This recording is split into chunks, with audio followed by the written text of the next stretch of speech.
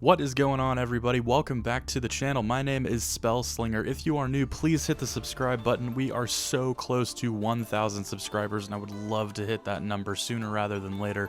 Do me a big favor, hit that subscribe button. Today, I am coming at you with a Numeron OTK deck profile, and 2 replays showcasing what the deck is able to do. Now, this deck is in no way, shape, or form set in stone. You can change cards around. There are a couple sets of cards that absolutely need to be in here, such as the Numeron Wall, the Numeron Network, as well as the Numeron Calling.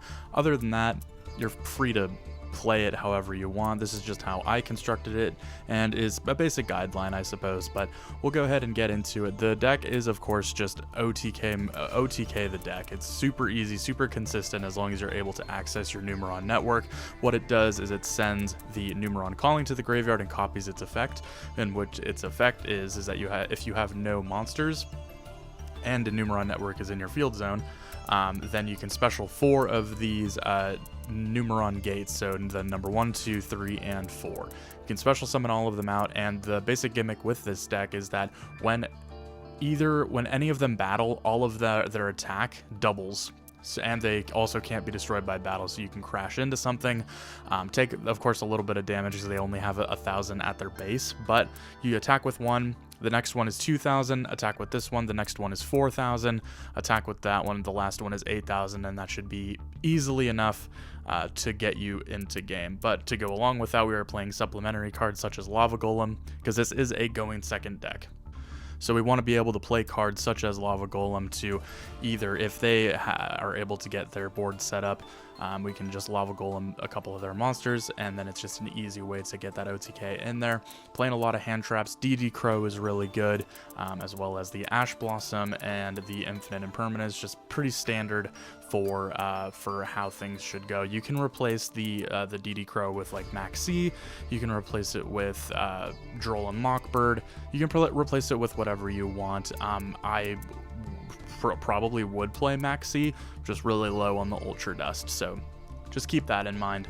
That's pretty standard, but we'll go ahead and just get into it. So the Psyframe Driver goes along with the 2 copies of the Psyframe Gamma. Just another really good hand trap when your opponent activates a monster effect while you control no monsters. Special summon the Gamma, special summon and then special summon the Driver from either deck or hand or graveyard, and then you can negate the effect and destroy the monster, so just really good there. Playing 3 the DD Crow, discard it, quick effect, and then target a card in your opponent's graveyard and banish it. It's pretty good for the Xyz Festival right now, just pretty good. The Numeron Wall is really good. You can quick effect send it to the graveyard, and then activate a Numeron Network directly from your deck, and then you can only use that once per turn. And then it's also kind of like a Battle Fader type deal, is when you would take battle damage, you can special summon this card from your hand, and then end the battle phase after the damage step. So that's also another application for it. So we play 3 of those because we want to be able to see Numeron Network as quickly as possible. So after that, of course, we're playing the Ash Blossom and Joyous Spring, which is pretty standard. Play 3 of those. 3 of the Planet Pathfinder. Just normal summon it out, tribute it, and then add a field spell directly from your deck. Play 3 of those just because, again, we want to see the Numeron Network as quickly as possible. 3 Lava Golem, like I explained, you have to tribute 2 of your opponent's monsters, so you can play either Lava Golem or like a Gamma Seal, something along those lines, something that just gets rid of your opponent's big boss monsters easily. 1 Terraforming, of course, just add a field spell, super simple. Pot of Desires, we want to churn through this deck as quickly as possible, and because we are playing a lot of 3-ofs, it's not the worst thing if we banish 1 or 2 copies of our really important cards, but we do want to play that. 2 copies of Memories of Hope. It is limited to 2.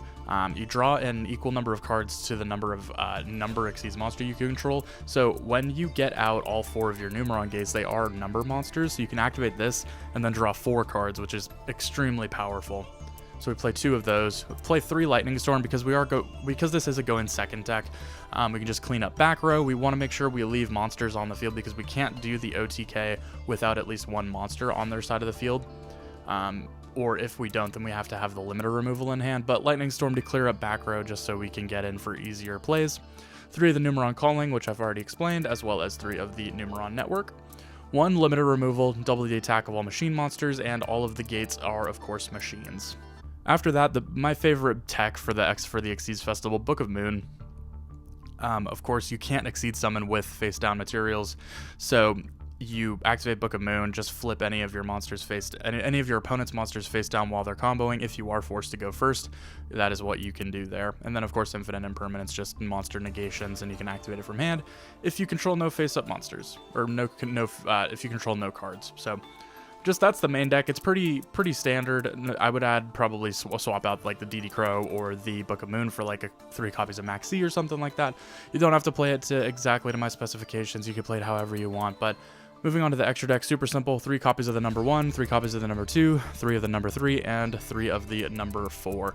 And then we play 3 of the copies of the number C1, which is kind of interesting to use. So if you don't know, you can exceed this by using one of the the number 1 here. And then it transfer the material, but there won't be any. And then if it's Exceed Summon, you banish all monsters on the field.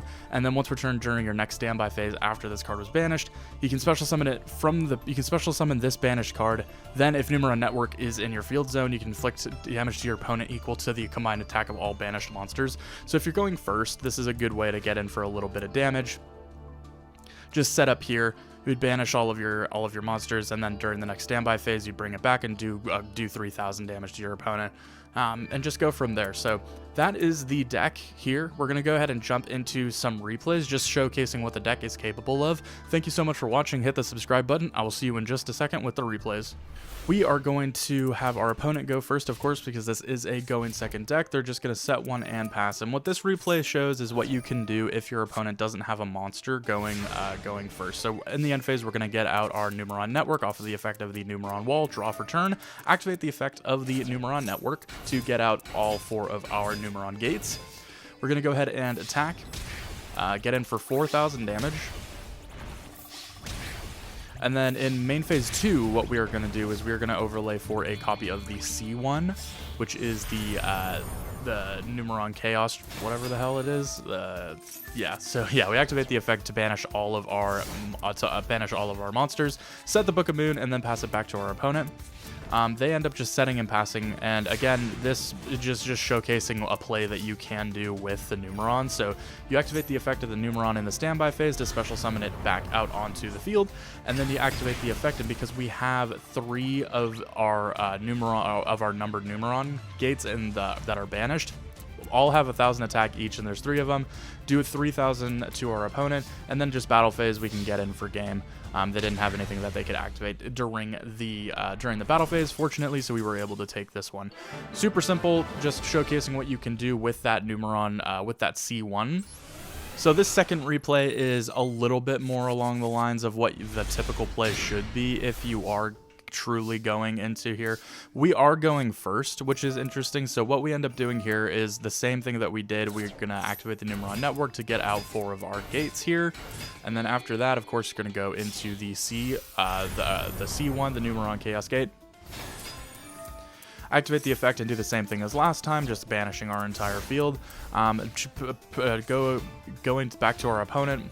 Our opponent draws for turn, summons out the Math Mechs, and then I guess they didn't have another play, they just attack us directly, doing just a little bit of damage back to us. We declined to use the effect of the Chaos Gate during the standby phase because of what our opponents set up here. We have a Numeron Network as well as the limiter removal, so this is just easy cleanup as long as they don't have anything in their hand that they can activate. So from here, we go ahead and activate the effect of Numeron Network, again getting out 4 of our Numeron gates, 1 through 4. Battle phase, we're going to go ahead and crash into this, activate the effect to double all of our monsters' attacks, activate the effect of the limiter removal in our hand, because as far as it went right now, if we were to just attack with 2, 2, and 2, it wouldn't be enough to finish off our opponent, so we activate the effect of the limiter removal, making all of our gates 4,000 apiece, and from there it's easy to just get in for game and go along just with that. So this deck is very consistent, it's very powerful, it's an easy way to grind through the Xyz Festival, and that's going to be about it. So thank you so much for watching. I have been Spellslinger, take care, and please hit the subscribe button. We are so close to 1,000 subscribers. Have a great day.